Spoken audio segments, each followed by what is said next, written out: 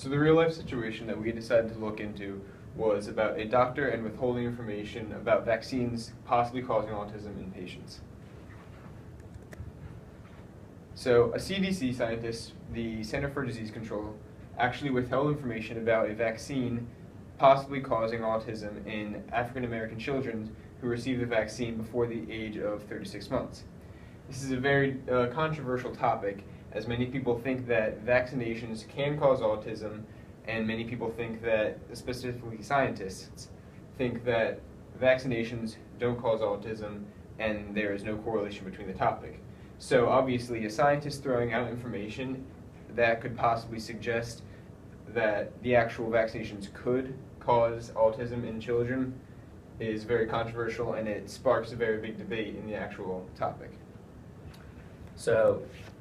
this real-life situation as a whole brings into question, how does withholding individual knowledge hinder shared knowledge? This question connects back to the situation as the doctors, the specific doctors in this case, were not giving out all of the information that was gathered by trials or patients in order to skew some sort of deviation or information. And this impacts society in the fact that the idea of healthcare and medicine is extremely beneficial, and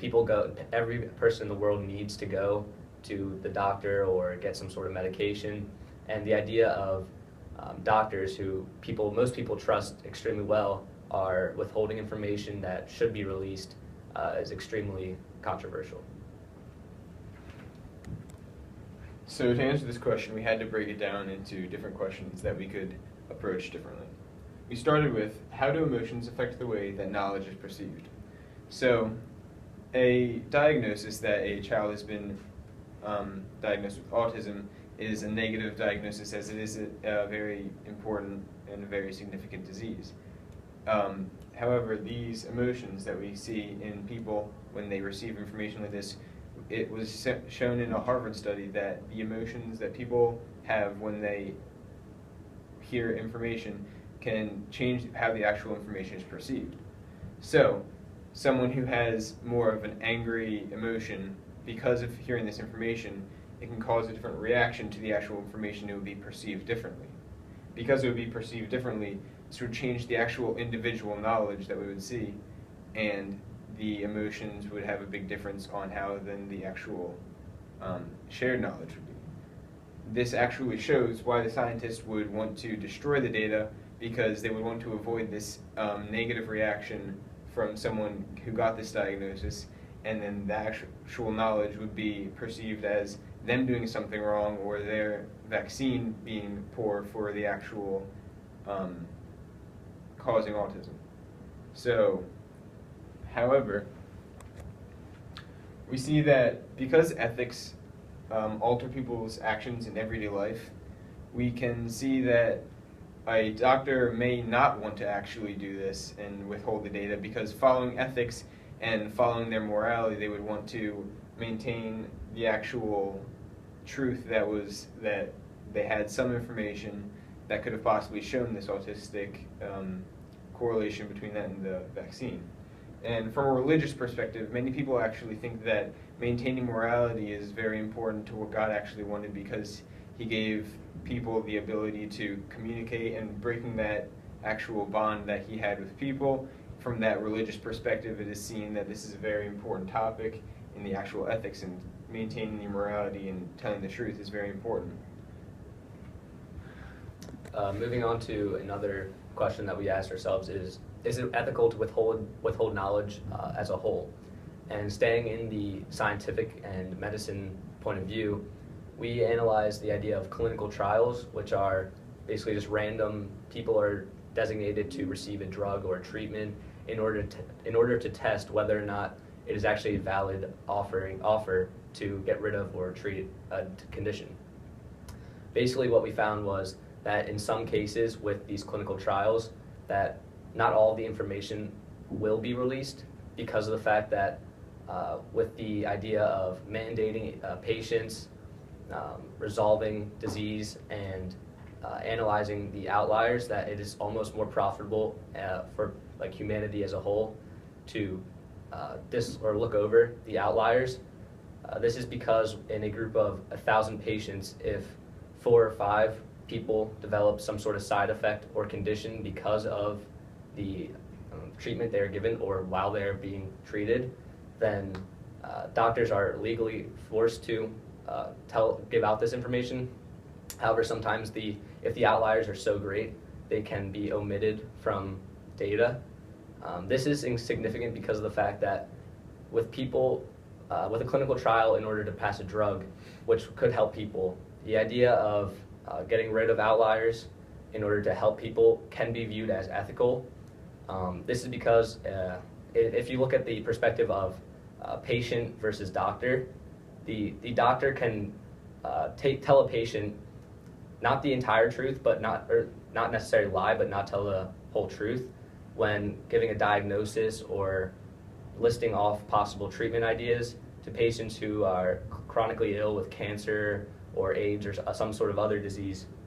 Doctors remain optimistic and give patients the option of further treating their disease, even if they know themselves that the disease is no longer treatable. And then the patient's point of view, which also pertains to the emotion, is while facing life-threatening disease, they always want to keep their optimism high, and with a doctor not releasing all of the information about their condition could actually help them keep their optimism.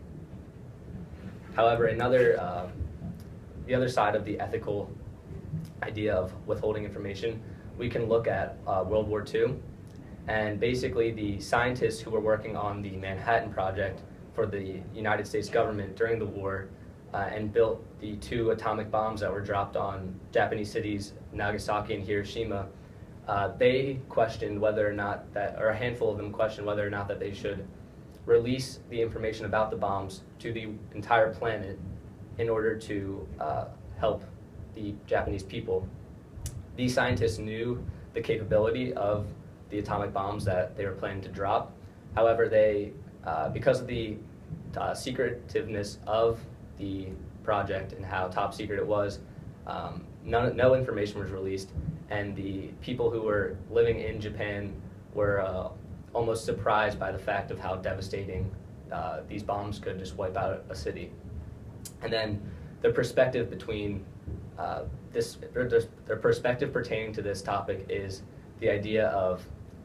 the United States government and the scientists versus the Japanese people, and how the Japanese people didn't necessarily know what the scientists in America were working on and had no idea what kind of devastation was going to be dropped on them, whereas the scientists working on the project knew exactly what they were doing and thought it more beneficial to the planet if they dropped the bombs, which they eventually did. So in conclusion, we can see that many of the aspects that we looked into have a very big impact on how actual individual knowledge can hinder shared knowledge.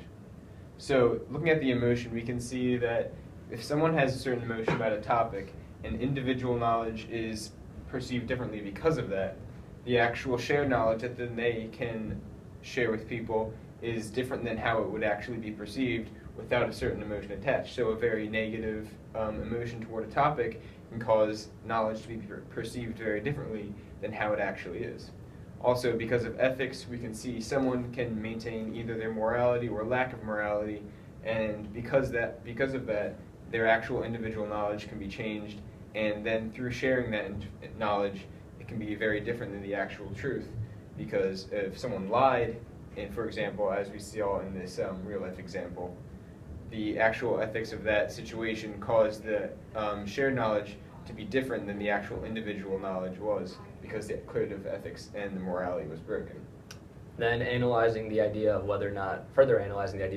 not withholding individual knowledge hinders shared knowledge,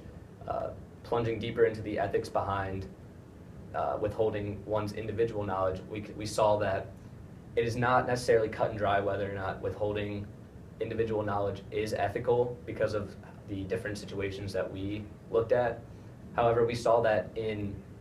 the clinical trials, the idea of not necessarily lying, but not giving the whole truth was the most ethical outlook because of the fact that the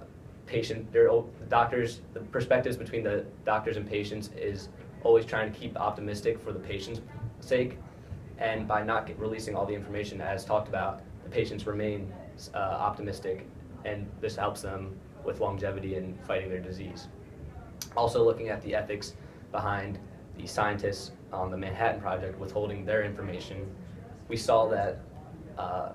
it was a toss-up between whether or not it was ethical or unethical, and it can't necessarily be answered because of the fact that it did technically save American lives, however it also devastated the planet as a whole. And then after looking at this real-life situation, we can also look at the idea of censorship in countries such as China or North Korea, where it is so great. These communist governments,